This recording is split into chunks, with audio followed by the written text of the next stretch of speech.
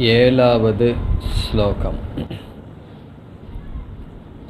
கார்பண்யதோஷோபகதஸ்வபாவக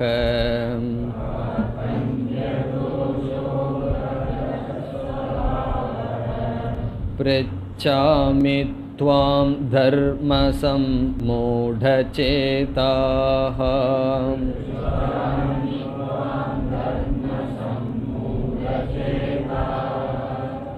யத் ஸ்ரேயஸ்யான்னிஷ்சிதம் ப்ரூஹி தன்மே.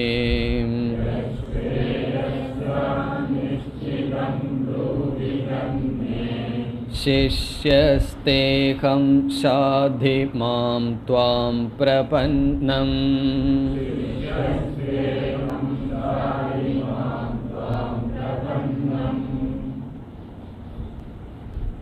இந்த ஏழாவது ஸ்லோகத்தில் அர்ஜுனன் சிஷ்யனாக மாறுகின்றான். தன்னை பகவானிடம் முழுமையாக சரணடைய வைக்கின்றான். சென்ற வகுப்பில் இதனுடைய பொருளை பார்த்தோம். அவனுடைய மனநிலை எப்படி இருக்கின்றதாம்? கார்பண்ய தோஷ உபகத ஸ்வபாவக. ஸ்வபாவக என்றால் மனம். எப்படிப்பட்ட மனமாக இருக்கின்றது?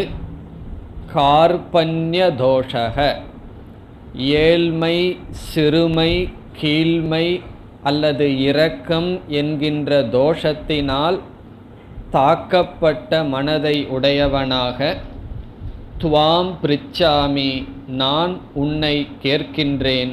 கிருஷ்ணரிடம் சொல்கின்றான், உங்களிடம் கேட்கின்றேன். பிறகு தன்னுடைய அறிவு எப்படி இருக்கின்றதாம்? தர்மசம் மூடசேதாகா. எது தர்மம், எது அதர்மம், அல்லது எது சரி, எது தவறு, எது நல்லது, எது கெட்டது, இப்படிப்பட்ட விஷயத்தில் சம்மூட சேதாகா, நான் குழம்பியவனாக இருக்கின்றேன்.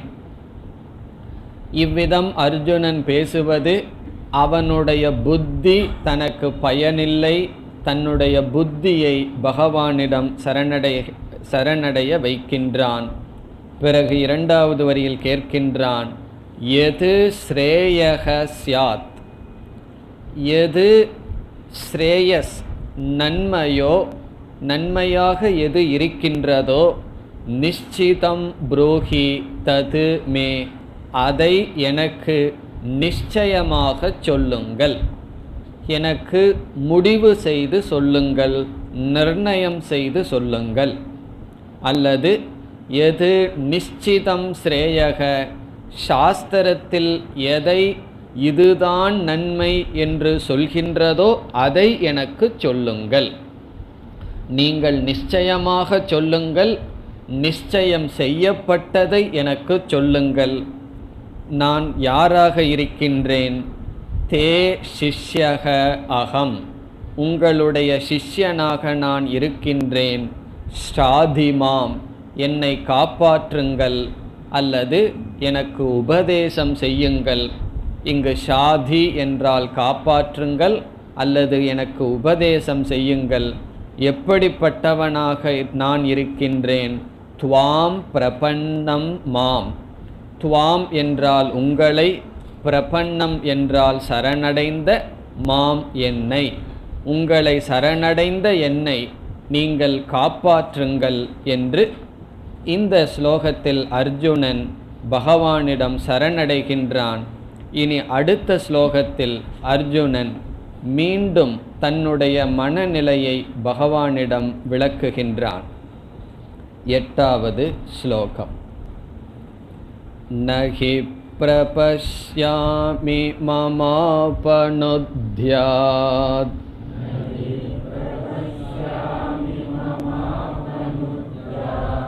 யச்சோகமுச்சோஷணமிந்த்ரியாணாம்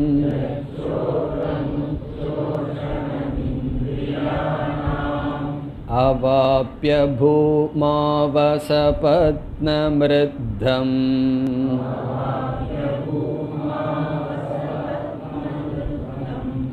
ராஜ்யம் சுராணாமபி சாதிபத்யம்.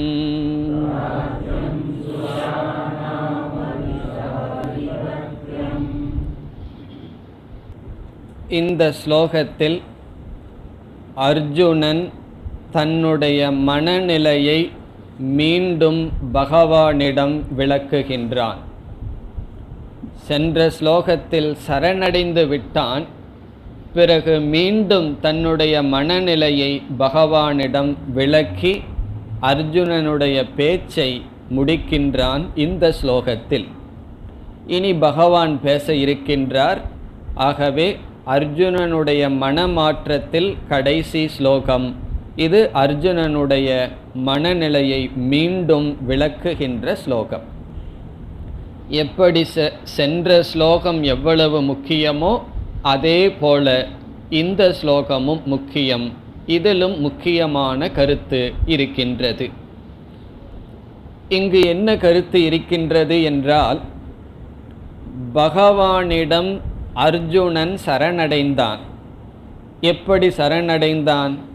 நீங்கள் என்னை காப்பாற்றுங்கள், நீங்கள்தான் எனக்கு கதி என்று சரணடைந்தான். இப்பொழுது அர்ஜுனன் பகவானிடம் சரணடைந்தது முழுமையா அல்லது முழுமை அல்லவா என்ற சந்தேகம் பகவானுக்கு வரலாம். சரணடைந்தது முழுமையா என்றால் வேறு எந்த துணையும் நாடாமல் பகவானையே சரணடைகின்றானா, அல்லது எத்தனையோ மக்களிடம் நாம் உதவி கேட்கின்றோம், அதில் பகவான் ஒருவரா என்ற சந்தேகம் பகவானுக்கு வரலாம். உதாரணமாக +2 முடித்த மாணவன் எத்தனையோ காலேஜில் அப்ளிகேஷனை வாங்கி வைக்கிறான். எல்லா காலேஜுக்கும் அப்ளிகேஷனை போடுகின்றான். அப்ளிகேஷனை போடுறது அப்படிங்கிறது என்ன? ஒரு விதத்தில் சரணடைகிற மாதிரி. உங்கள் காலேஜுக்கு நான் வர விரும்புகிறேன்னு சொல்லி அவன் அப்ளிகேஷனை கொடுக்குறான். எவ்வளவு அப்ளிகேஷன்? மெட்ராஸ் இருக்கிற எல்லா காலேஜ்லேயும் அப்ளை பண்ணுறான். அதனுடைய அர்த்தம் என்ன? எல்லா காலேஜ்லேயும் சேர்ந்து படிக்கிறதுக்கா? ஏதோ ஒன்றில் தான் படிப்பான். எது கிடைக்குதோ அதை பயன்படுத்திக்கலாம். எல்லாத்துக்கும் போட்டு வைப்போம், கிடைக்கிறத பயன்படுத்துவோம். அதே போல் பகவானிடம் சரணடைவோம். கிடைச்சா உண்டு, ஒரு சமயம் கிடைக்கலைன்னா வேறு யாராவதுகிட்ட போய் சரணடைஞ்சிருவோமே என்று நம்ம காலேஜுக்கு அப்ளிகேஷன் போடுற மாதிரி பகவானிடம் அப்ளை பண்ணியிருக்கானா? இங்கே அர்ஜுனன் சரணடைகிறது தன்னை அப்ளை பண்ணியிருக்கான், தன் அப்ளிகேஷன் கொடுத்துருக்கான் பகவானிடம். அப்படியா? அல்லது இதுதான் என்ற நிச்சயத்துடன் அவன் சரணடைந்தானா என்று பகவானுக்கு எப்படி தெரியும்? இப்போ எவ்வளவோ பேர் ஒரு குருவை நாடி வருவார்கள், விதவிதமான சிஷ்யர்கள். அப்படி வருபவர்கள் என்ன பாவனையுடன் வருகிறார் என்று குருவுக்கு எப்படி தெரியும்? ஒரு சமயம் இவரை சோதிக்கிறதுக்கு வர்றாரா, இல்லது சும்மா ஒரு கேஷுவலாக? சில பேர் அப்படியே நம்மளை பார்த்தாவே சில பேர்த்துக்கு ஆத்மாங்கிறத பற்றி பேசணும்னு ஆசை வந்துடும். சும்மா 2 வார்த்தை கேட்டு வைப்போமே என்று கேட்கிறார்களா, அல்லது உண்மையிலேயே விரும்பி கேட்கிறார்களா, முழுமையாக சரணடைகிறாரா என்று எப்படி தெரிவது? ஆகவே அர்ஜுனன் இங்கு தெளிவுபடுத்துகின்றான், பகவானிடம் நான் சரணடைவது முழுமை. முழுமை என்றால் அதனுடைய அர்த்தம் என்ன? பகவானை தவிர வேறு எந்த ஒரு மார்க்கமும் எனக்கு இல்லை என்பதை காட்டுகின்றான். பகவானிடம் சரணடைந்தது சென்ற ஸ்லோகத்தில். இந்த ஸ்லோகத்தில் அர்ஜுனன் கூறுகின்றான், எனக்கு சரணடைவதற்கு வேறு இடம் கிடையாது. வேறு இடம் கிடையாது என்றால் என்ன பொருள்? இப்பொழுது அர்ஜுனனுடைய மனதில் சோகமானது இருக்கின்றது. இந்த சோகத்தை நீக்குவதற்காக பகவானிடம் சரணடைந்துள்ளான். ஒரு கால் அர்ஜுனனுக்கு பீஷ்மரும் துரோணரும் உயிரோடு இருக்க வைத்து ராஜ்யத்தை கொடுத்தால் அவனுடைய சோகம் சென்றுவிடும் என்றால் பிறகு எதற்கு பகவான் வேதாந்தத்தை கொடுக்க வேண்டும்? ஆகவே ஒரு ராஜ்யத்தை அடைவதனாலும் இந்த உலகத்திலிருந்து வேறு ஏதாவது ஒன்றை அடைவதனால் அர்ஜுனனுடைய துயரம் செல்லும் என்றால் பகவான் என்ன செய்வார்? பேசாமல் அதை கொடுத்துட்டு இந்த 700 ஸ்லோகத்தில் ஒரு கீதையை பகவான் கொடுக்க வேண்டிய அவசியமில்லை. ஆகவே அர்ஜுனன் இங்கு கூறுகின்றான், என்னுடைய துயரத்தை நீக்குவதற்கு வேறு மார்க்கத்தை நான் பார்க்கவில்லை, எனக்கு வேறு மார்க்கமே கிடையாது என்று தன்னுடைய சோகத்தை வேறு எதனாலும் நீக்க முடியாது என்று அர்ஜுனன் கூறுகின்றான். இதிலும் ஒரு ஆழ்ந்த கருத்து இருக்கின்றது. அதாவது நம்முடைய பிரச்சனைக்கு எது காரணம் என்று தீர்மானிக்கின்றோமோ அதனுடைய திசையில்தான் நாம் செல்வோம். அந்த நம்முடைய கஷ்டத்தை நீக்குவதற்கு செயல்படுவோம். உதாரணமாக நமக்கு தலைவலிக்குதுன்னு வச்சுக்குவோம். இப்போ தலைவலி என்கின்ற ஒரு சோகம், ஒரு துயரம் நமக்கு இருக்கின்றது. அவர் அந்த தலைவலியை நீக்குவதற்கு எப்படிப்பட்ட உபாயத்தை நாடுவார் என்றால், அவருக்கு இந்த தலைவலிக்கு இது காரணம் என்று எதை நிச்சயிக்கின்றாரோ அதனுடைய அடிப்படையில் தான் அவர் செயல்படுவார். அவர் எதை வேண்டுமானாலும் நிச்சயிக்கலாம். என்னுடைய கண் சரியில்லை அதனால் தலைவலி என்று நிச்சயித்தால் அவர் எங்கே போவார்? ஐ ஸ்பெஷலிஸ்ட்கிட்ட போவார். அல்லது பல்லில் ஏதோ கோளாறு அதனால தலைவலிக்குதுன்னு அவர் சந்தேகப்பட்டார், அவர் எங்கு போவார்? அதற்கு தகுந்த டாக்டரிடம் போவார். அல்லது வயிற்றில் ஏதோ கோளாறு அதனால் தலைவலின்னு சொன்னால் அதற்கு தகுந்த டாக்டர்கிட்ட போவார். அல்லது சைனஸ்ன்னு நினச்சாருன்னா அதற்கு தகுந்த டாக்டர்கிட்ட போவார். சில பேர் என்ன நினைப்பார்கள் தெரியுமோ, சும்மா உடம்புக்கு சரியில்லாமல்லாம் போயிட்டு இருந்ததுன்னா ஜாதகத்தில் கோளாறுன்னு முடிவு செய்வார்கள். அதனால் ஜோசியர்கிட்ட போவார்கள், அடிக்கடி உடம்புக்கு சரியில்லாமல் இருக்குன்னு சொல்லி. அல்லது கோயிலில் போய் ஏதாவது பகவானுக்கு அபிஷேகம் செஞ்சு வச்சா தோஷம் நீங்குன்னு சொல்லி அது பிரச்சனை என்று நினைத்தால் அங்கு செல்லலாம். இப்போ ஒருவருக்கு மேலும் மேலும் கஷ்டம் வந்துட்டு இருந்ததுன்னு வச்சுக்குவோம். அவர் என்ன காரணம்னு நினைக்கிறாரோ அதற்கு தகுந்த மாதிரி போவார். என் ஜாதகம் சரியில்லை அப்படின்னா அங்கே போவார். இல்லை நவகிரகத்தை சுற்றி வந்தால் சரியாகுன்னு நினச்சாருன்னா அங்கே போவார். இப்போ இதிலிருந்து என்ன தெரிகின்றது? ஒரு துயரம் இருந்தால் அந்த துயரத்துக்கு இதுதான் காரணம் என்று நாம் நிச்சயம் செய்துவிட்டால் அந்த துயரத்தை நீக்கிறதுக்கு நாம் என்ன பண்ணுவோம்? அந்த காரணத்தை நீக்குவதற்கு அந்த காரணத்தை நோக்கித்தான் நாம் செல்வோம். இப்போ ஒரு வீட்டில் ஒரு பெண் முடிவு செய்கிறா, என்னுடைய கஷ்டத்துக்கெல்லாம் காரணம் என்னுடைய மாமியார் தான் சொல்லி. அவங்கக்கிட்ட போய் நீ வேதாந்தம் படின்னு சொன்னால் வேதாந்தத்துக்கும் மாமியார் கொடுக்குற பிரச்சனைக்கு என்ன சம்பந்தம்? அப்போ அவளுடைய முயற்சி என்னவா இருக்கும்?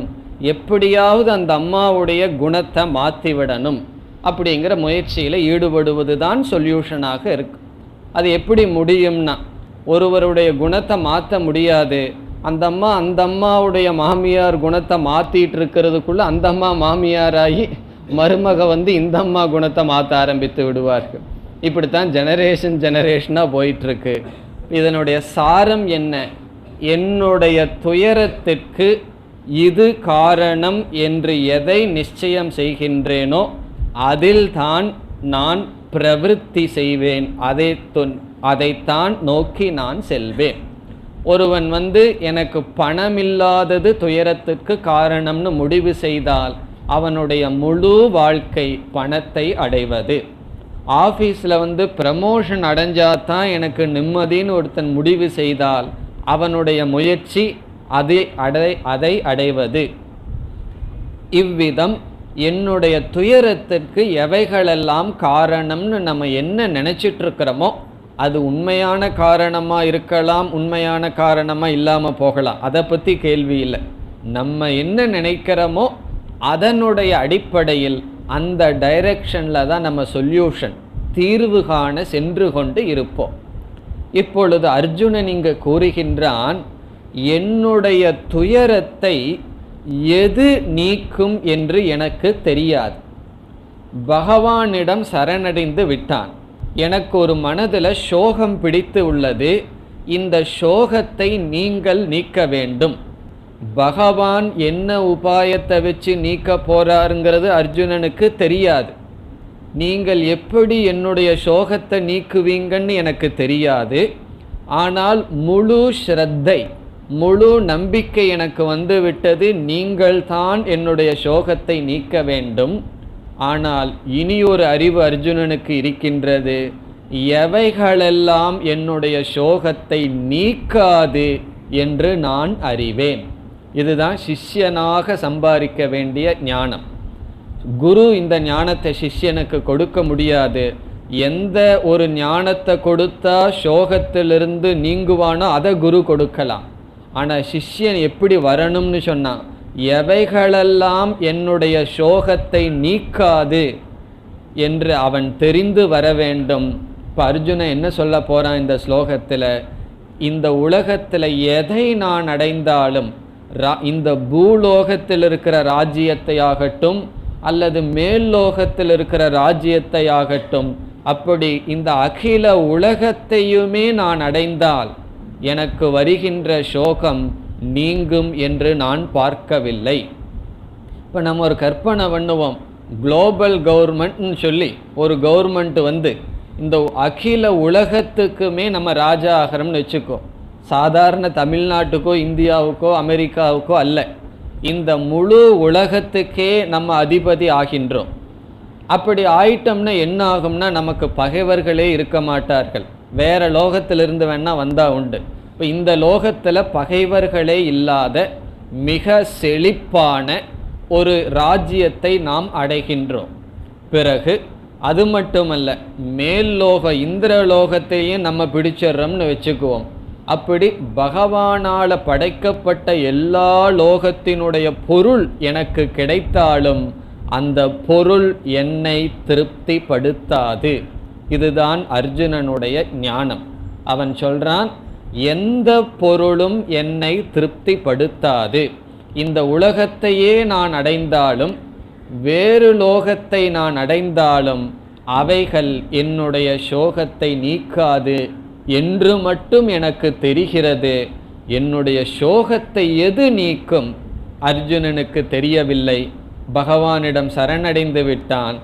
நீங்கள் எதையாவது கொண்டு என்னுடைய சோகத்தை நீக்குங்கள், ஆனால் என்னுடைய சோகத்தை நீக்கிறேன்னு சொல்லி இந்த ராஜ்யத்தை கொடுக்கறேன்னு கொடுத்தீங்கன்னா உங்களால் என்னுடைய சோகத்தை நீக்க முடியாது.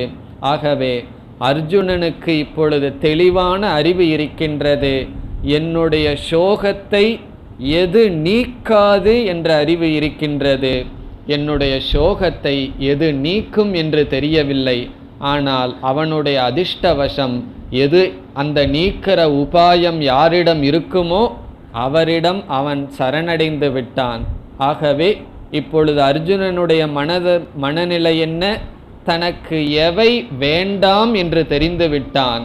தனக்கு என்ன வேண்டும் என்று தெரியவில்லை. அதை பகவான் கொடுக்க இருக்கின்றார். இதுதான் வாழ்க்கையில் நம்ம தெரிஞ்சுக்க வேண்டிய முக்கியமான பாடம். நமக்கு எது வேண்டான்னு நம்ம முதல்ல தெரிஞ்சுக்குவோம். எது எனக்கு வேண்டும்ங்கிறத குரு கொடுப்பார், சாஸ்திரம் கொடுக்கும். அர்ஜுனனுக்கு தெளிவாக தெரிகிறது, எனக்கு இவைகள் எதுவுமே வேண்டாம். ராஜ்யமும் என்னை திருப்திப்படுத்தாது, எதுவுமே என்னை திருப்திப்படுத்தாது. அது எப்படி சொல்கிறீர்கள் என்றால் நம்ம அனுபவத்திலேயே பார்க்கலாம். ஏழையா இருக்கிறவன் என்ன நினைக்கிறான், அவனுக்கு மனதில் என்ன தோன்றும், பணத்தை அடைஞ்சிட்டோம்னா ஒரு கஷ்டமும் இல்லை அப்படின்னு தோணும். ஆகவே பணம் தன்னை நிறைவுபடுத்தும்னு நினச்சிட்டு இருக்கான். அவன் கொஞ்சம் சிந்திச்சான்னா பார்க்கணும், பணத்தை உடையவனும் நிறைவில்லாமல் இருக்கின்றான். பணத்தை உடையவன் என்ன நினைக்கிறான், பதவி இருந்தால் எனக்கு நிறைவு இருக்கும்னு நினைக்கிறான். விதவிதமான உறவுகளெல்லாம் எனக்கு இருந்தால் நிறைவு இருக்கும் என்று நினைக்கின்றான். ஆனால் அவைகளெல்லாம் ஏற்கனவே இருக்கின்ற ஒருவனும் நிறைவில்லாமல் இருக்கின்றான். ஆகவே இந்த உலகத்தில் இருக்கிற மனிதர்களை பார்க்கலாம். அவர்கள் எப்படிப்பட்ட அச்சீவ்மெண்ட் வேணாலும் வாழ்க்கையில் அடைஞ்சிருக்கலாம், எத்தனை நோபல் பிரைஸ் வேணாலும் வாங்கியிருக்கலாம், எத்தனை டாக்டரேட் முடிச்சிருக்கலாம், எல்லா பொருள்களும் அவர்களிடம் இருக்கலாம். அவர்களிடம் நாம் சென்று அவர்களை நீங்கள் மனம் திறந்து சொல்லுங்கள், திருப்தியாக இருக்கிறீர்களா என்று. அவர்கள் இருக்கிறேன் என்று சொல்ல முடியாது. ஆகவே இந்த உலகத்தில் எதை அடைந்தாலும் அது என்னை திருப்திப்படுத்தாது என்ற ஞானம் அர்ஜுனனுக்கு இருக்கின்றது. இதை பகவானிடம் சொல்லி இப்படிப்பட்ட மனநிலையுடன் உங்களிடம் நான் சரணடைந்துள்ளேன் என்று சொல்கின்றான். அப்போ பகவான் என்ன செய்யணும்னா, ஒரு கால் அர்ஜுனன் இந்த வார்த்தையை சொல்லலை அப்படின்னு சொல்லியிருந்தா பகவான் என்ன செய்திருப்பார் தெரியுமோ, கொஞ்சம் ராஜ்யத்தை கொடுத்து பார்ப்போம், அதுலேயே அவனுக்கு திருப்தியாக இருந்ததுன்னா எதுக்கு ஞானத்தை கொடுக்கணும்னு சொல்லி கொடுத்துருக்க மாட்டார். யம தர்மராஜா நச்சிகேதன்கிறவரிடம் ஒரு மாணவனிடம் சோதித்தது போல, முதல்ல கொஞ்சம் கொஞ்சமாக கொடுத்து பார்க்கறது, இதில் நீ திருப்தி அடைஞ்சிட்டேன்னா எதுக்கு ஞானத்தை நான் உனக்கு கொடுக்க வேண்டும். இந்த இடத்துல அர்ஜுனன் தெளிவாக கூறுகின்றான், நீங்கள் எந்த ஒரு பொருளை கொடுத்தாலும் அது என்னை திருப்திப்படுத்தாது. ஆகவே நான் முழுமையாக உங்களிடம் சரணடைந்துள்ளேன், எனக்கு வேறு மார்க்கம் கிடையாது, என்னுடைய சோகத்திற்கு எதுவுமே காரணம் கிடையாது, ஆனால் சோகம் இருக்கின்றது. நீங்கள் தான் முழுமையான சரணாகதி ஆலயமாக இருக்கிறீர்கள் என்ற மனநிலையை இங்கு அர்ஜுனன் கூறுகின்றான். இப்பொழுது ஸ்லோகத்திற்குள் செல்லலாம். நஹி பிரபஷ்யாமி. ந பிரபஷ்யாமி என்றால் நான் பார்க்கவில்லை. நகி பிரபஷ்யாமி என்றால் நான் நிச்சயமாக பார்க்கவில்லை. எதை பார்க்கவில்லை? மம அபனுத்யாத். மம என்ற சொல்லை எடுத்து சோகம் என்ற சொல்லோடு சேர்த்திக்கணும். யத் சோகம் என்ற சொல்லோடு சேர்த்தி கொள்ள வேண்டும். மம சோகம், என்னுடைய சோகம். அபனுத்யாத் என்று என்றால் நீக்கப்படும் என்று. என்னுடைய சோகம் நீக்கப்படும் என்று நான் பார்க்கவில்லை. மம அபனுத்யாத்ங்கிற வார்த்தையில் மமங்கிற சொல்ல எடுத்து எது சோகம்ங்கிற இடத்துல சோகம், மம சோகம், என்னுடைய சோகமானது எது எதனால் நீக்கப்படும். அபனுத்யாத் என்றால் நிவாரயேத், நீக்கப்படும் என்று நகி பிரபஷ்யாமி நான் பார்க்கவில்லை. பிறகு அந்த சோகந்தான் எப்படி இருக்குன்னு சொல்கின்றான். நமக்கும் சில சமயங்களில் கொஞ்சம் கொஞ்சம் சோகம் வரும். ஆனால் அர்ஜுனனுக்கு வந்திருக்கிற சோகம் எப்படியா, அந்த சோகத்தினுடைய இன்டென்சிட்டி, அதனுடைய தீவிரத்தை அர்ஜுனன் விளக்குகின்றான். இந்திரியானாம் உச்சோஷணம். உச்சோஷணம் இந்திரியானாம். இந்திரியானாம் என்றால் என்னுடைய இந்திரியங்களை, என்னுடைய உடல்களை, உச்சோஷணம் என்றால் எரிக்கின்ற, எரிக்கின்ற, தகிக்கின்ற. அவனுடைய சோகம் என்ன பண்ணுதான்? உடம்பையே எரிக்கின்றதாம். அப்படி உடம்பையே எரிக்கின்ற இந்த என்னுடைய சோகம் நான் நீக்கும் என்று நான் பார்க்கவில்லை. எது இந்த சோகத்தை நீக்குமோ அதை நான் பார்க்கவில்லை என்று பொருள். எது மம சோகம் அபனுத்யாத் தது அகம் ந பஷ்யாமி. எது என்னுடைய சோகத்தை நீக்குமோ அப்படிப்பட்ட ஒரு மார்க்கத்தை நான் பார்க்கவில்லை. அதுவும் சோகம் எப்படிப்பட்ட சோகமா? என்னுடைய இந்திரியங்களையெல்லாம் பொசுக்குகின்ற சோகம். அதனால தான் அவன் நிற்க முடியாமல் அமர்ந்து விட்டான். அப்படிப்பட்ட சோகம்.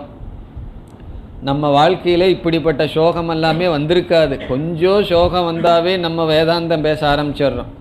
இப்போ ராமனுக்கு வந்த, சீதைக்கு வந்த, அல்லது அர்ஜுனனுக்கு வந்த சோகமெல்லாம் நமக்கு வந்திருந்தால் என்ன ஆகிறது? கொஞ்சம் சோகம் வர்றதுக்கு முன்னாடியே நம்ம எல்லாத்துக்கும் சோகத்தை கொடுத்துட்றோம். எனக்கு கொஞ்சம் ஒருத்தருக்கு தலைவலி வந்ததுன்னு வச்சுக்குவோம். வீட்டில் என்ன ஆகும்னா எல்லாத்துக்கிட்டையும் சொல்லி அவங்களுக்கு தலைவலியை கொடுத்து பிறகு என்ன ஆகும் அப்படின்னா, அவ்வளவு தூரம் ஒரு சோகத்தை தாங்கிக்கிறது கூட சாதாரண மனிதர்களுக்கு சக்தி இல்லை. இங்கு அர்ஜுனன் ஒரு பெரிய வீரன், அவனுக்கு இவ்வளவு ஒரு சோகத்தை தாங்கிக் கொண்டு சொல்கின்றான், எனக்கு இப்படி ஒரு சோகம் வந்துள்ளது. அது எப்படிப்பட்ட சோகமாம்? என்னுடைய உடலையே இந்திரியங்களையே எரிக்கின்ற சோகம். ரொம்ப சோகம் வந்தால் வயிறையெல்லாம் எரித்து அல்சர் வரும்னு டாக்டர் சொல்லுவார்களே, அப்படி இது உடலையே எரிக்கின்ற சோகம். அப்படி ஒரு சோகம் எனக்கு வந்துள்ளது. இந்த சோகத்தை நீக்குவதற்கு என்ன காரணம் என்று நகி பிரபஷ்யாமி, நான் பார்க்கவில்லை கிருஷ்ணா. இப்படி சொன்னவுடன் பகவான் நினைக்கலாம், உனக்கு நான் பூமியை கொடுக்கறேன், ராஜ்யத்தை கொடுக்கறேன், மேல் லோகத்தில் இருக்கிற பூமியையும் கொடுக்கறேன்னு பகவான் சொன்னால், இரண்டாவது வரையில் அர்ஜுனன் சொல்றான், இவைகளையெல்லாம் நான் அடைந்த போதிலும் என்னுடைய சோகம் என்னை விட்டு போகாது என்று கூறுகின்றான். இரண்டாவது வரி, அவாப்ய. அவாப்ய என்றால் அடைந்த போதிலும், ஹேவிங் அட்டைன்ட். அவாப்ய என்றால் அடைந்த போதிலும். எவைகளை அடைந்த போதிலும் வரிசையா சொல்லிட்டு வர்றான். இவைகளையெல்லாம் நான் அடைந்தாலும் என்னுடைய சோகம் போகும் என்று நான் பார்க்கவில்லை. எவைகளெல்லாம்? பூமௌ, இந்த பூமியில், பூமாவசபத்னம் என்று இருக்கின்றது, அதை பிரிச்சா பூமௌ, இந்த பூமியில், அசபத்னம் ரித்தம் ராஜ்யம். ராஜ்யம் என்றால் இந்த பூமியை ஆள்தல். இந்த பூமியில் நான், முழு பூமியில் எனக்கு ராஜ்யம் கிடைத்தால், இந்த எப்படிப்பட்ட ராஜ்யமா? இரண்டு அடைமொழி கொடுக்கின்றான் ராஜ்யத்திற்கு. நமக்கும் ஒரு சின்ன ராஜ்யம் இருக்கு, அதுக்கு பகைவர்கள் அதிகமாக இருந்து விட்டால் பிறகு அந்த ராஜ்யம் சஹாரா பாலைவனத்தை போல் இருந்ததுன்னு என்ன பிரயோஜனம்? ஆகவே செழிப்பான ராஜ்யமாக இருக்கணும். செழிப்பான ராஜ்யம் இருந்தாவே பகைவர்களுடைய கண்ணெல்லாம் அங்கே தான் இருக்கும். ஆகவே பகைவர்களும் இருக்கக்கூடாது. ஆகவே அர்ஜுனன் சொல்கின்றான், அசபத்னம் என்றால் பகைவர்கள் இல்லாத, அசபத்னம் என்றால் பகைவர்களே இல்லாத, ரித்தம் என்றால் செழிப்பான. இந்த இரண்டும் ராஜ்யத்திற்கு அடைமொழி. செழிப்பான, பகைவர்களே இல்லாத ராஜ்யத்தை நான் அடைந்த போதிலும் இந்த சோகம் என்னை விட்டு போகும் என்று தெரியவில்லை. அசபத்னம் ரித்தம் ராஜ்யம். பிறகு அர்ஜுனன் கூறுகின்றான், இந்த லோகம் மட்டுமல்ல, சுராணாமபிச்ச அதிபத்தியம்.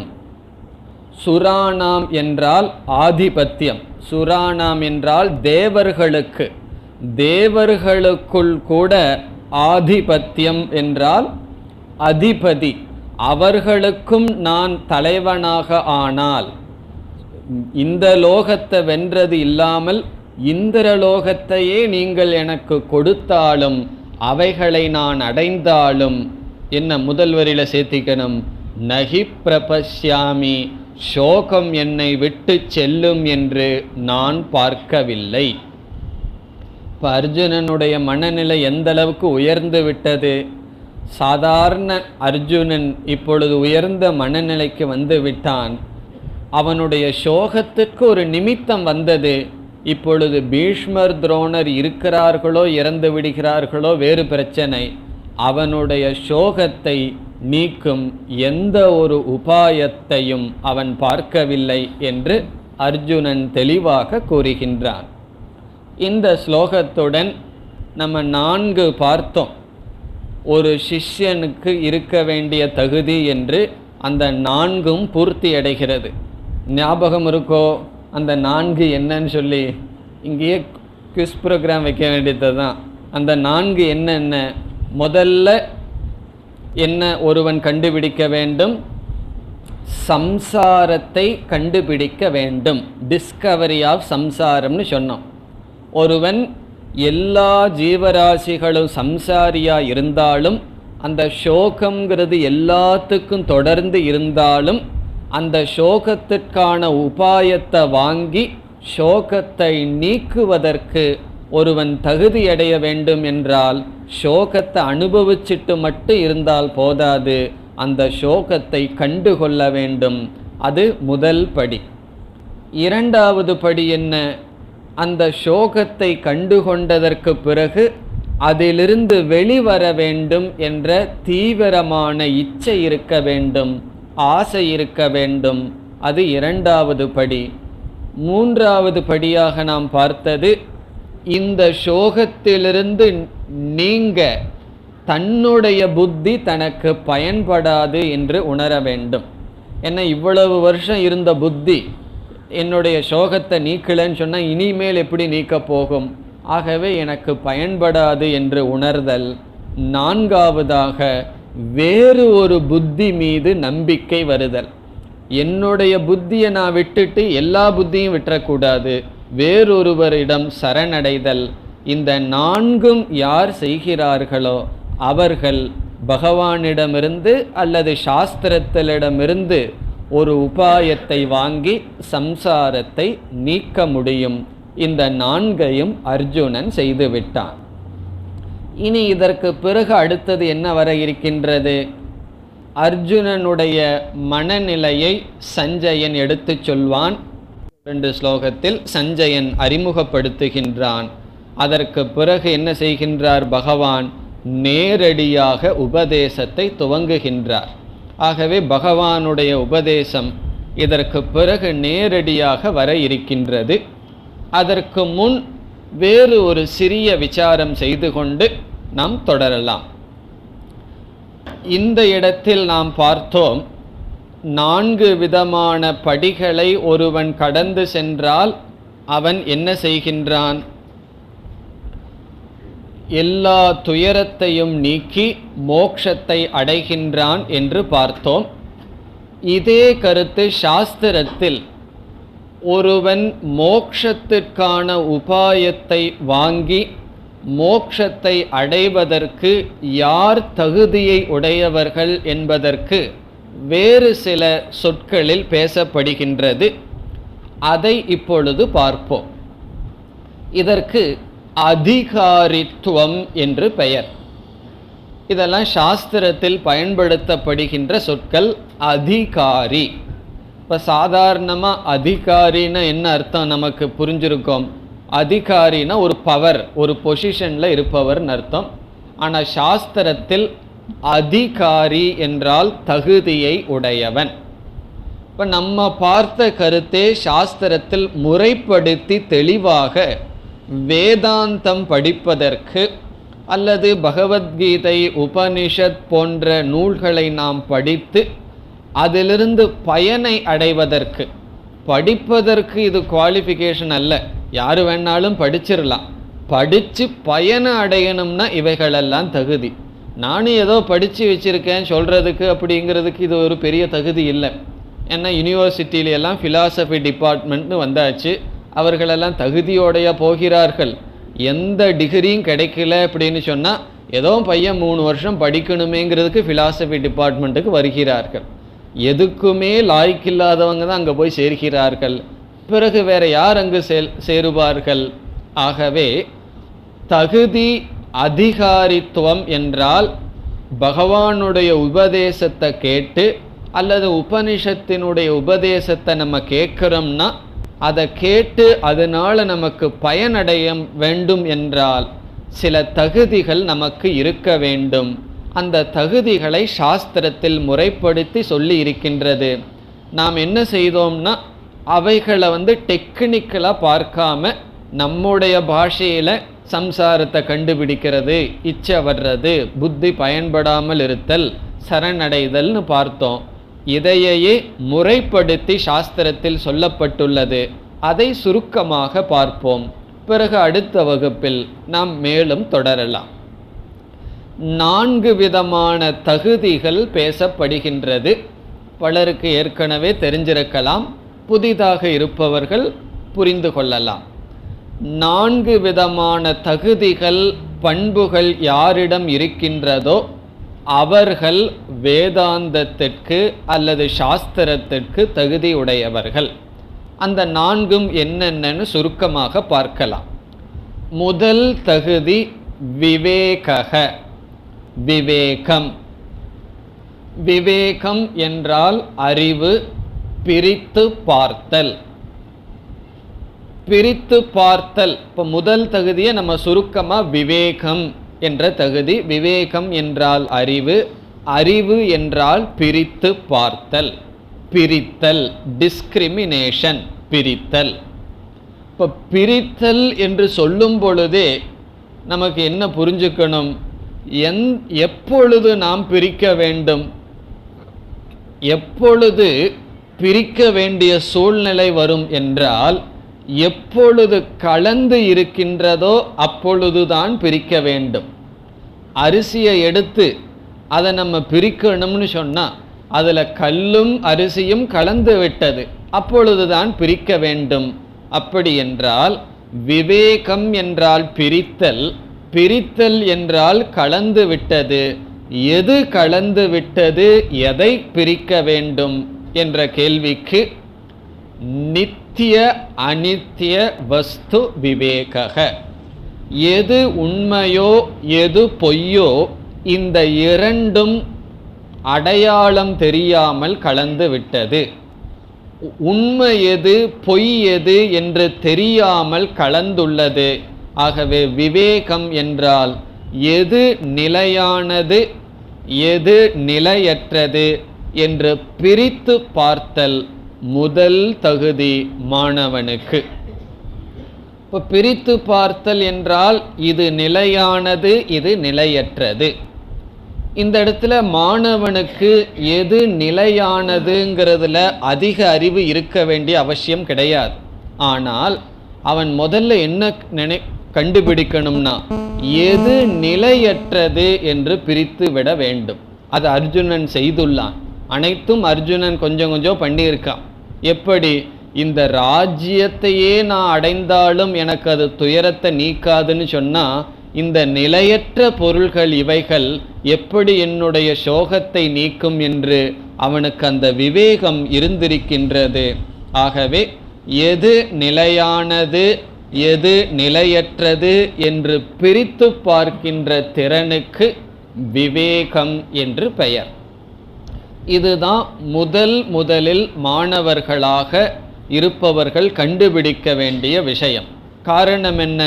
நம்முடைய கண்முன் பார்க்கும் பொழுது நிலையானது நிலையற்றது என்று தெரியாமல் இருக்கின்றது. ஆகவே அனுபவ ரீதியாக மற்றவர்களுடைய வாழ்க்கையை நாம் உதாரணமாக பயன்படுத்தி பிறகு சாஸ்திரத்தினுடைய துணை கொண்டும் நாம் என்ன செய்ய வேண்டும்? இது நிலையானது இது நிலையற்றது என்று பிரிக்க வேண்டும். அப்படி பிரித்தவுடன் நிலையற்றது அப்படிங்கிற லிஸ்டில் எது வரும்னா இந்த அகில பிரபஞ்சமுமே வந்துவிடும். நம்முடைய உடல் முதல் கொண்டு அனைத்தும் நிலையற்றது என்ற அறிவுக்கு அது வரும். காரணம் என்ன? இந்த உடல் நிலையானதா? கண்டிப்பாக நிலையானது அல்ல. காரணம் என்ன? இந்த உடல் இறப்பதை நம்ம பார்க்க வேண்டிய அவசியம் இல்லை. நிலையானதுன்னு தெரிஞ்சுக்கிறதுக்கு நம்ம உடல் போலையே வளர்ந்த எத்தனையோ உடல்கள் பிறக்குது, வாழுது, சாகுது. இதை பார்த்து நம்ம என்ன கண்டுபிடிக்கணும்னா அந்த கதி தான் இந்த உடலுக்கு வரும் என்ற ஞானம் நமக்கு வர வேண்டும். அதனால தான் பட்டினத்தார் ஒரு முறை நடந்து போயிட்டு இருக்கும்போது யாரோ ஒரு பிணம் கிடந்திருக்கு, அதை சுற்றி அழுதுட்டு இருந்தாங்களாம். இவரும் கூட போய் சேர்ந்து அழுக ஆரம்பிச்சிட்டாராம். அவங்களுக்கெல்லாம் ஒரே ஆச்சரியம், இவர் எங்களுடைய உறவினர், அழுகிறோம், நீங்கள் எதுக்கு அழுகிறீங்கன்னு சொல்லி. அவர் சொன்னாராம், சாக போகும் பிணங்கள் செத்த பிணத்தை பார்த்து அழுதுட்டுருக்கு, அதனால் நான் அதை நினச்சி அழுதேன் அப்படின்னு சொன்னாராம். அப்படி அவர் எதை பார்த்துட்ருக்காருன்னா மற்றவங்கெல்லாம் சாகும் பொழுது இறப்பை பார்க்கும் பொழுது நமக்கு ஏதாவது ஒரு அறிவு வருதா, நம்மளும் ஒரு நாள் அந்த லிஸ்ட்டில் போவோம்னு சொல்லி அந்த ஞானம் வர்றதில்லை. அதான் பகவானுடைய மாயைன்னு சொல்கிறது.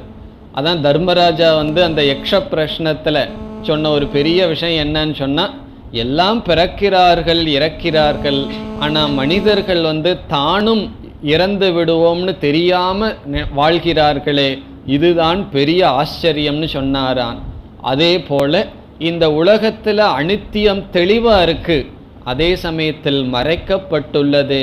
அந்த பிரிக்கிற சக்தியானது, விவேக சக்தியானது மறைக்கப்பட்டுள்ளது. தர்ம வாழ்க்கை வாழ்வதன் மூலம் அந்த சக்தியானது வெளிப்பட வேண்டும். வெளிப்பட்டு இவைகளெல்லாம் அனித்தியம், நிலையற்றது என்றும், நிலையானது ஒன்று இருக்கின்றது, அதை நான் அடைய வேண்டும் என்று முடிவு செய்ய வேண்டும்.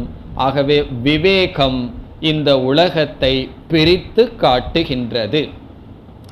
இனி இரண்டாவது தகுதிக்கு வருவோம். இரண்டாவதான தகுதி வைராகியம். வைராகியம் வைராகியம்னு சொன்ன உடனே சாதாரணமாக வைராகியம்ங்கிறதுக்கு பொதுவாக தமிழில் என்ன அர்த்தம் தெரியுமோ? அவன் சினிமாவுக்கு போகணும்னு வைராகியமாக உட்கார்ந்துட்டு இருக்கான்னு சொல்லுவார்கள். இப்போ எதுக்கு வைராகியத்தை பயன்படுத்துகிறார்கள்? பிடிவாதமாக இருக்கிறதுக்கு வைராகியத்தை பயன்படுத்துகிறார்கள். தப்பு கிடையாது, ஒரு விதத்தில் நல்ல விதத்தில் பிடிவாதமாக இருந்தால் அதை வைராகியம்னு சொல்லலாம். ஆனால் வேதாந்தத்தில் வைராகியம்ங்கிறதுக்கு, வைராகியம்ங்கிற சொல்லுக்கு முடிவான பொருள். ஆரம்பத்தில் பிடிவாதம்னு சொன்னால் தப்பில்லை, வெறுப்புன்னு சொன்னாலும் தவறு கிடையாது. ஆனால் வைராகியம் என்ற சொல்லுக்கு முடிவான பொருள் போகத்தில் விருப்பமில்லாத மனநிலை. அந்த போக இச்சா ராகித்யம், போகத்தை அனுபவிக்கணும்னு விருப்பமில்லாத பக்குவமான மனதிற்கு வைராகியம் என்று பெயர். இந்த விவேகத்தை அடையிறது அவ்வளவு சுலபம் அல்ல. கஷ்டப்பட்டு விவேகத்தை அடைஞ்சிட்டோம்னா நம்ம ஏதோ ஒரு மலையை தாண்டின மாதிரி இருக்கும். அதுக்கப்புறம் பெரிய மலை வந்து நிற்கும் வைராகியம். அது ரொம்ப கஷ்டமாக இருக்கும், கடினம்தான். அவ்வளவு சுலபமாக வைராகியம் வராது. எப்படி என்றால், விவேகம் என்ன சொல்லுது? இந்த பொருள்களெல்லாம் அனித்தியம், நிலையற்றதுன்னு சொல்லுது. இந்த விவேகம் நிலையற்றதுன்னு சொன்னாலும் கூட, அது அனித்தியம்னு புத்திக்கு தெரிந்தாலும் கூட, அதில் நமக்கு வைராகியம் வரணும்னா ஸ்பெஷல் எஃபர்ட், தனி முயற்சி பண்ணணும். எப்படி? இப்போ ஒரு உதாரணமாக, ஐஸ்கிரீம் நிலையானதா நிலையற்றதா? பெரிய விசாரமெல்லாம் நம்ம செஞ்சிட்ருக்க வேண்டியதில்லை. அதை வாங்கினோம்னா 10 நிமிஷத்தில் அது நிலையற்றது தான்.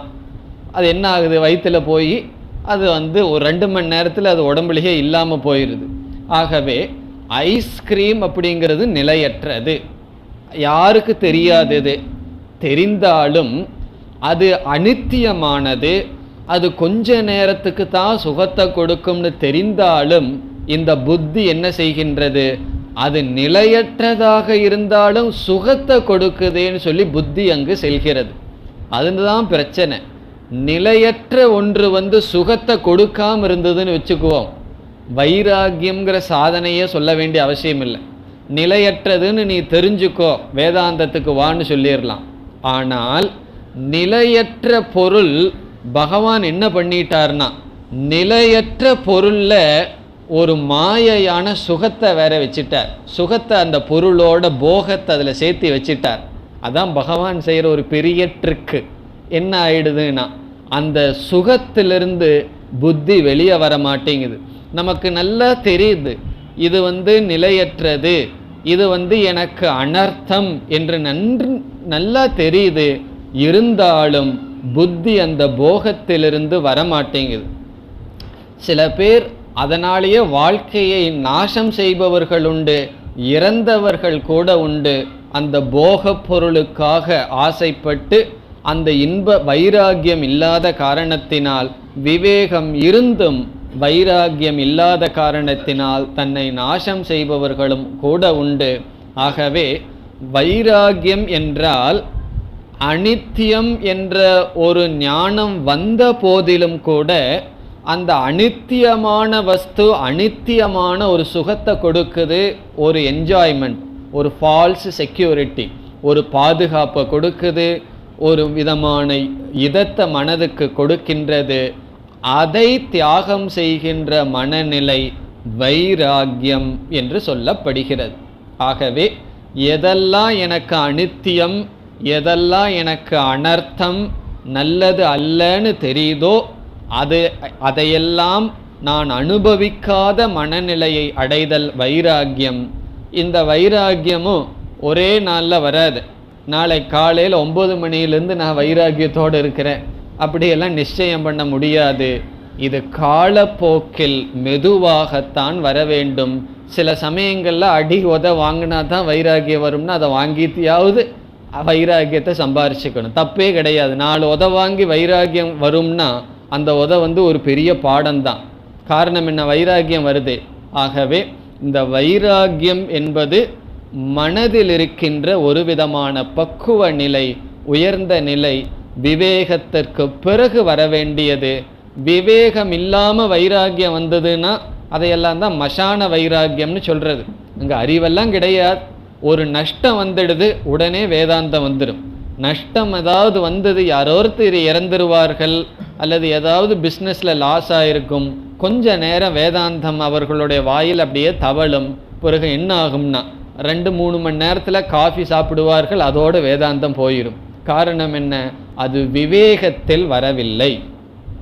இப்போ வைராகியத்திற்கு மூலம் விவேகம். விவேகத்திலிருந்து வைராகியம் வரணும். பிறகு விவேகமே வைராகியத்தை கொடுத்து விடாது. காரணம் என்ன? விவேகம் இது அனித்தியம்னு சொல்லும். வைராகியம் பயிற்சியினால், மீண்டும் மீண்டும் சிந்திப்பதனால், விவேகத்தை திருடப்படுத்துவதனால், பிறகு அந்த நித்தியமான வஸ்துவில் ஆசையை அதிகப்படுத்துவதனால் அந்த போகத்தை தியாகம் செய்தல் வைராகியம். அல்லது வைராகியத்தை தியாகம், போக தியாகம் வைராகியம் என்று சொல்லலாம். இது 2வது குணம். இதுவும் நமக்கு வேண்டும். இங்க அர்ஜுனனுக்கு அது இருக்கான்னா அந்த வைராகியம் இருக்கின்றது. எந்த போகம் எனக்கு வந்தாலும் அது என்னை திருப்திப்படுத்தாது, வேண்டாம் என்று வைராகியமாக இருக்கின்றான். பிறகு இந்த விவேகம் என்ன செஞ்சிருக்கு? இது நித்தியம், இது அனித்தியம்னு பிரித்து காட்டிவிட்டது. இந்த அனித்தியமான வஸ்துல போகம்ங்கிற சுகம் மனசு அனுபவிச்சு பழகி இருக்கு. அதை மாற்றி அதில் வைராகியத்தை அடைய வேண்டும். பிறகு இந்த விவேகம் இனி ஒன்றை காமிச்சிருக்கே, நித்தியமான ஒன்று இருக்கின்றது என்று. அந்த நித்தியமான ஒன்றை அடைய வேண்டும் என்கின்ற விருப்பம், அது 3வது முமுக்ஷுத்துவம் என்று சொல்லப்படுகின்றது.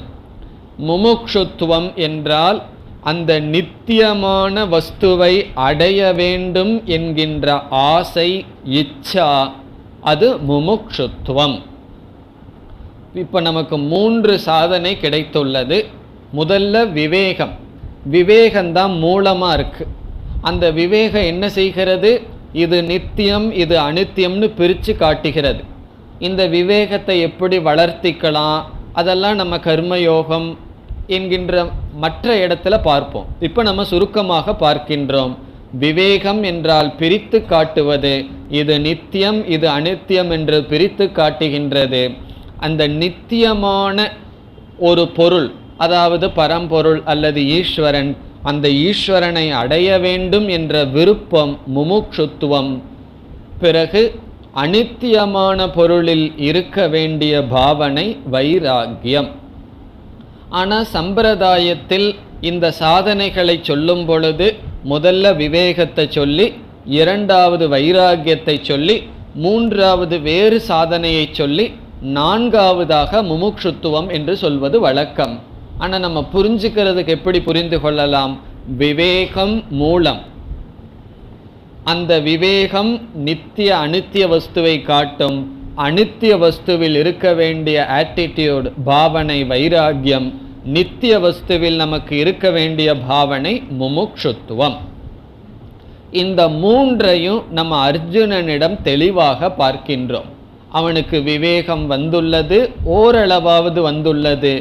நித்தியம்ங்கிறது ஒன்று இருக்கு அப்படின்னு தெரியுது, அது என்ன எப்படி என்று அவனுக்கு தெரியவில்லை. அதுக்கெல்லாம் பகவான் கிருஷ்ணரே பார்த்துக்குவார். இதுதான் நித்தியம், இதுதான் மார்க்கம்னு அவரே சொல்ல இருக்கின்றார். பிறகு அவனுக்கு வைராக்கியமும் இருக்கின்றது, சம்சாரத்தையும் உணர்ந்து முமுக்ஷுத்துவமும் அவனுக்கு இருக்கின்றது. பிறகு 3வதாக ஒரு சாதனை சொல்லப்படும். இப்போ 3வதாகன்னு சொன்னால் விவேகம் வைராக்கியம் 2.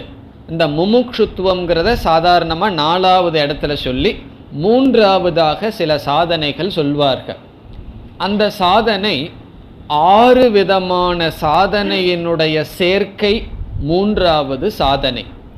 சமாதி ஷட்க சம்பத்திகி என்று 6 விதமான சாதனையும் சேர்ந்து 3வது சாதனைக்குள்ள வரும். நம்ம முதல்ல கேட்கறதுக்கு ரொம்ப சௌரியமாக இருக்கும். 4 சாதனை தானே, கஷ்டப்பட்டு அடைஞ்சு அதிகாரி ஆயிடுவோம்னு சொல்லுவோம். அதுக்கப்புறம் என்ன, 3வது சாதனைக்குள்ளேயே ஒரு 6 இருக்குன்னு சொன்ன உடனே லிஸ்ட்டு பெருசாகிட்டு போகுதுன்னு தோணும் நமக்கு. அதான் பெரியவர்கள் தெரியாமல் வச்சார்கள். எடுத்த உடனே இத்தனை 9 சாதனையை நீ அடையணும்னு சொன்னால் வரமாட்டார்கள் வகுப்புக்கு. அதனால் என்ன சொல்லியாச்சுன்னா 4 சாதனை தான் அடையணும். விவேகம், வைராக்கியம், முமுக்ஷுத்துவம். பிறகு இந்த 3வது சாதனையில் கொஞ்சம் சாதனைகள்னா என்னென்னா சுருக்கமாக பார்ப்போம். முதல் சாதனை, இந்த 3வது சாதனை 6 சாதனையும் சேர்ந்து ஒன்றா சொல்லப்படுகிறது. அந்த 6ஐயும் சுருக்கமாக பார்த்தால் முதல் சாதனை சமக. சமக என்றால் மன கட்டுப்பாடு. ஓரளவுக்காவது மனதை நம்ம கட்டுப்பாடோடு வச்சிருக்கிறது. அது எப்படி எங்கெல்லாம் போகுதோ, எதையெல்லாம் பார்க்குதோ, எதையெல்லாம் கேட்குதோ, எந்த நேரத்தில் எதை சாப்பிட விரும்புதோ அதையெல்லாம் விட்டுட்டு இருக்கக்கூடாது. சில பேர்த்துக்கு 12 மணிக்கு போய் ஃப்ரிட்ஜை திறந்து ஏதாவது ஆராய்ச்சி பண்ணிகிட்டு இருப்பார்கள். காரணம் என்னென்னா பசிக்குதுன்னு நான் நினைக்கிறேன்னு சொல்லி, அது நினைக்கிறதுனால போய் சாப்பிடணுமா. இப்படி முழுமையாக நம்மளை விட்டுட்டோம். ஆகவே அப்படி இல்லாமல் மனதை கட்டுக்குள் வைத்திருத்தல், ஓரளவுக்கு கட்டுக்குள் வைத்திருத்தல் முதல் சாதனை சமக என்று சொல்லப்படுகிறது. மனதை கட்டுக்குள் வைத்திருக்கிறதுன்னு சொன்னால் மனதை போட்டு ரொம்ப இறுக்கி கஷ்டப்படுத்துறதுன்னு பொருள் அல்ல. மனதை நாம் சற்று அமைதியாக வைத்திருத்தல். அதனால தான் சாந்திகி சாந்திகி என்றும் சொல்வார்கள். சமக கொஞ்ச நேரமாவது மனசை கொஞ்சம் அமைதியாக வச்சிருக்கணும். இந்த சாதனையினுடைய தேவையெல்லாம் எப்பொழுது நமக்கு புரியும்னு சொன்னால், இந்த மோட்சத்தை அடையணும்னு சொன்னால் சாஸ்திரத்தை படிக்கணும், சாஸ்திரத்தை கேட்கணும். காதை கொடுத்து கேட்கணும்னு சொன்னால் அந்த கேட்குற சமயத்தில் மனசு என்ன பண்ணிகிட்டு இருக்கணும்னா, மனசு ஒன்றும் திட்டம் போட்டுட்டு இருக்கக்கூடாது. திட்டம் போட்டுட்டு இருக்கக்கூடாதுன்னா இந்த 1 மணி நேரத்தில் நம்மளுடைய புத்தி மனசையெல்லாம் திட்டம் போடுறதை நிறுத்தி பேசாமல் என்ன சத்தம் வந்துட்டுருக்கோ அதை கேட்டுட்ருக்கணும். சில பேர் என்னன்னா அந்த சமம் இல்லாத காரணத்தினால நான் வாட்சை பார்க்காமையே டைம் 5 நிமிஷம்தான் இருக்குன்னு தெரிகிற அளவு என்ன ஆகும்னா 5 நிமிஷத்துக்கு முன்னாடியே நோட்டை மூடுறது, இதை பண்ணுறது, இவ்வளவு தூரம் மாணவர்கள் செய்து விடுவார்கள். இதை பார்த்த உடனே ஓ நம்ம நிறுத்திக்கணும் அப்படின்னு தோணும். காரணம் என்ன, மனது 5 நிமிஷத்துக்கு முன்னாடியே வீட்டுக்கு போயாச்சு, அரை மணி நேரத்துக்கு முன்னாடியே வீட்டுக்கு போயாச்சு, 5 நிமிஷத்துக்கு முன்னாடியே புறப்பட்டாச்சு. அதனால தான் ஒருவர் சொன்னார், பூர்ணமதை எதுக்கு சொல்கிறோம்னா எல்லாம் புறப்பட்டு பேக் பண்ணுறதுக்குன்னு. அதுக்கு கிடையாது. பிறகு குரு ஸ்தோத்திரமோ தியான ஸ்லோகம் எதுக்கு சொல்கிறோம்னா லேட்டாக வர்றதுக்கான்.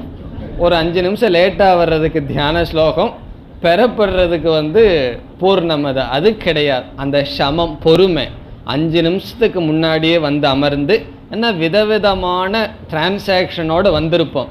வந்தவுடன் அந்த டியூன் பண்ணி வைக்கணுமே மைண்டை, அதுக்காக ஒரு 5 நிமிஷத்துக்கு முன்னாடி அமர்ந்து அந்த ஸ்தோத்திரங்களை எல்லாம் சொல்லி ஓரளவு அமைதிப்படுத்திட்டு என்ன ஆகும், வகுப்பு நல்லா உள்ளே போகும். முடிஞ்ச உடனே நம்ம பேக் பண்ணோம்னா அப்புறம் ஞானமும் பேக் பண்ணிட்டு போயிடும். உடனே சற்று அமைதியாக கொஞ்சம் அட்லீஸ்ட் வெளியே ரோடு கிராஸ் பண்ணி ஒரு சைக்கிள்காரன் குறுக்க வர்ற வரைக்காவது கொஞ்சம் பொறுமையாக இருப்போம். அதுக்கப்புறம் பொறுமை இழக்கிறதுல நியாயம் இருக்குது. ஆகவே இந்த சமக என்றால் சாஸ்திரம் படிப்பதற்கு மிக மிக முக்கியம். அது சமக. இனி 2வது தமக. தமக என்றால் இந்திரிய கட்டுப்பாடு, கண் காது முதலிய கட்டுப்பாடுகள். இவைகளை பற்றியெல்லாம் நாம் விளக்கமாக பார்க்க இருக்கின்றோம். இப்போ நம்முடைய திட்டம் என்னன்னா, இப்படி ஒரு சொல் இவைகளெல்லாம் இருக்குன்னு அறிமுகப்படுத்துவது தான். தமக என்றால் இந்திரிய கட்டுப்பாடு, கண் காது நாக்கு முதலியவைகளை கட்டுப்படுத்துதல். இனி 3வது சாதனை உபரமக. உபரமக அல்லது உபரதிகி. இந்த உபரமக என்றால் கட்டுப்படுத்தியதை சில காலம் தொடர்ந்து வைத்திருத்தல். கட்டுப்படுத்துறது ஒரு சாதனை, அதற்கு பிறகு தொடர்ந்து வைத்திருப்பது இனி ஒரு சாதனை. அதற்கு சில முயற்சி எக்ஸ்ட்ராவா தேவை. ஆகவே உபரமக என்றால் கட்டுப்படுத்திய மனதையும் இந்திரியத்தையும் சில காலம் தொடர்ந்து வைத்திருத்தல். இந்த குழந்தைய பிடிக்கலாம், அது ஒரு சுலபம். 5 நிமிஷம் அதை நம்ம கையிலே வச்சிருக்க முடியுமா? அது கஷ்டம். அதே போல மனசை பிடிக்கிறது சமம், இந்திரியங்களை பிடிக்கிறது தமம். பிடிச்சதுக்கு அப்புறம் அதை ஓடாம பார்த்துக்கிறது உபரமக. 3 சமக தமக உபரமக. 4 திதிக்ஷா. திதிக்ஷா என்றால் பொறுமை, பொறுமை, டாலரன்ஸ், என்டியூரன்ஸ். பொறுமை எதுக்குன்னு சொன்னா, நம்ம நல்ல காரியம் ஒன்றை பண்ண ஆரம்பிச்சோம்னா தான் அதுக்கு இல்லாத தடங்களெல்லாம் வரும். நல்ல காரியம் பண்ணாமல் வேற ஏதாவது காரியம் பண்ணுங்க, ஒரு தடங்களும் வராது. நல்ல காரியத்துக்கு தான் தடங்கள் வரும். காரணம் என்னன்னா, பகவான் ஒருத்தன் நல்ல காரியத்தை பண்ணான்னா அவனுக்கு வர்ற ஹாப்பினஸ் கொஞ்சம் ஹையர் ஸ்டேட்டில் இருக்கும், அதனுடைய சுகம் அதிகமாக இருக்கும். அதை அனுபவிக்கிறதுக்கு அவனுக்கு தகுதியான சோதனை பண்ணுறதுக்கு தான் ஆரம்பத்திலேயே ஏதாவது ஒரு தடையை கொடுப்பார். ஆக அந்த தடைகளை எல்லாம் வரும் பொழுது சகிப்புத்தன்மை இல்லை அப்படின்னா அந்த தடைகளை தாண்டி செல்ல மாட்டோம். ஆகவே என்ன தடைகள் வந்தாலும் சகித்து கொள்ளுதல் திதிக்ஷா. இந்த திதிக்ஷையை பற்றி ஒரு 5-6 ஸ்லோகத்துக்கு பிறகே பகவான் சொல்ல போகிறார், அங்கு விளக்கமாக பார்ப்போம். இப்போ 4வது திதிக்ஷா. 5வது ஸ்ரத்தா. ஸ்ரத்தா என்றால் குரு வாக்கியத்தில் முழுமையான நம்பிக்கை. இவர் கதை தான் சொல்கிறாரா, இல்லை நம்மளை மெஸ்மரிசம் ஏதாவது பண்ணிகிட்டு இருக்காரா, அப்படியே நம்மளைய பேச வச்சு நம்மளை அவர் ஆமான்னு தலையாட்ட வைக்கிறாரான்னு சொல்லி, அல்லது சாஸ்திரம்தான் எப்படி உண்மையை சொல்லும் அப்படிங்கிற சந்தேகமெல்லாம் இல்லாமல் முழுமையான நம்பிக்கைக்கு ஸ்ரத்தை என்று பெயர். ஸ்ரத்தையை பற்றியெல்லாம் நாம் மிக விரிவாக பிறகு பார்ப்போம். இனி 6வதாக சமாதானம். சமாதானம் என்றால் சமக தமக உபரமகங்கிற சாதனையில் நம்ம கட்டுப்படுத்திய மனதை, நம்மிடம் இருக்கின்ற மனதை நாம் எடுத்துக்கொண்ட குறிக்கோளில் வைப்பதற்கு சமாதானம் என்று பெயர். நாம் எடுத்துக்கொண்ட குறிக்கோளில் மனதை வைப்பதற்கு சமாதானம். இப்போ நம்மகிட்டயே வச்சுட்டு இருந்து என்ன பிரயோஜனம்? மனதை கட்டுப்படுத்தி இந்திரியத்தை கட்டுப்படுத்தி நம்மிடம் வைத்து பிறகு எதில் அதை அப்ளை பண்ணணுமோ அந்த அப்ளிகேஷன், அது சமாதானம். அது நல்ல வார்த்தை தான். சமாதானம்னு என்ன தமிழில்? எனக்கு அவருக்கு சமாதானம்னு என்ன? அவர் செய்கிறத நான் குறை சொல்ல மாட்டேன், நான் செய்கிறத அவர் குறை சொல்ல மாட்டார், 2 பேரும் ஒத்து போகிறோம்னு அர்த்தம். அதே போல் ஒரு சாதனையை நம்ம மனசு செய்யும் பொழுது நம்மளுடைய கருவிகளெல்லாம் ஒத்து போகுதுன்னு அர்த்தம். கண்ணு ஒன்றை பார்க்க, காது ஒன்றை கேட்க, கையு ஒன்றை செய்ய, அப்படி இல்லாமல் எல்லா இந்திரிய கூட்டங்களும் நம்ம எடுத்துக்கொண்ட காரியத்தில் ஒரு மொத்தமாக செயல்படுகிறது. இன்டகிரேட்டட் பர்சனாலிட்டின்னு சொல்வார்கள் அல்லவா, அதுதான் சமாதானம். இவைகளெல்லாம் நமக்கு இதனுடைய தேவைகளெல்லாம் நமக்கு சாஸ்திரத்தை படிக்கும் பொழுது ஞான யோகம்ங்கிற விசாரத்தில் தான் நமக்கு நன்கு புரியும். அதற்கு அந்த சமயங்களில் விளக்கமாக பார்ப்போம். நம்ம ஒவ்வொன்றையும் பிறகு விளக்கமாக பார்க்க இருக்கின்றோம். இப்போ எந்த அளவுக்கு நம்ம பார்த்திருக்கின்றோம்? ஒரு அதிகாரி என்றால் விவேக, வைராகிய, சமம் முதலிய, பிறகு முமுட்சுத்துவம் என்ற 4 சாதனைகள் யாருக்கு இருக்கின்றதோ அவர்களை சாஸ்திரம் தகுதி உடையவர்கள் என்று சொல்கின்றது. இந்த தகுதி நமக்கு 100% இருக்கணுங்கிற அவசியம் இல்லை. காரணம் என்ன தெரியுமோ? இதை சொன்ன உடனே இதில் எனக்கெல்லாம் கொஞ்சம் இல்லையே, இருக்கிறவங்க தானே கிளாஸுக்கு வரணும், இப்போ நாளையிலிருந்து நான் டிவி முன்னாடியே உட்காந்துக்கிறேன்னு முடிவு பண்ணிடக்கூடாது. கிளாஸுக்கு வந்தாவது இதில் ஏதாவது 1-2 நம்ம அடையலாம். தயானந்த சாமிஜி சொல்லுவார்கள், சில வருஷம் படிக்கிறதே, கிளாஸுக்கு வர்றதே எதுக்கு பிரயோஜனம்னா ஞானம் வராதான், இந்த தகுதிகளை கொடுக்கறதுக்கு பிரயோஜனப்படுமா? அதற்கு பிறகு ஞானம் வரும். அதற்கு பிறகு வருகின்ற வகுப்பில் நமக்கு ஞானம் நேரடியாக வரும். அவ்விதம் முழுமையாக இந்த தகுதிகள் இல்லாவிட்டாலும் ஏதோ ஓரளவுக்கு இந்த தகுதிகள் இருந்தால் நம்ம அதை காலப்போக்கில் பயன்படுத்தி வளர்த்தி கொண்டு தகுதிகளை வளர்த்த வளர்த்த உபதேசத்தினுடைய கருத்து நம்முடைய மனதில் புரியும். ஆகவே இந்த இடம் வரைக்கும் நம்ம எது வரைக்கும் வந்திருக்கோம்? அர்ஜுனன் தகுதியை அடைந்தான். பிறகு அடுத்த ஸ்லோகத்தில் அர்ஜுனனுடைய மனநிலையை விளக்க பகவான் உபதேசத்தை துவங்குவார். அதை அடுத்த வகுப்பில் பார்ப்போம். ஓம் பூர்ணமத பூர்ணமிதம் பூர்ணாத் பூர்ணமுதச்யதே பூர்ணஸ்ய பூர்ணமாதாய பூர்ணமேவாவசிஷ்யதே. ஓம் சாந்தி சாந்தி சாந்தி.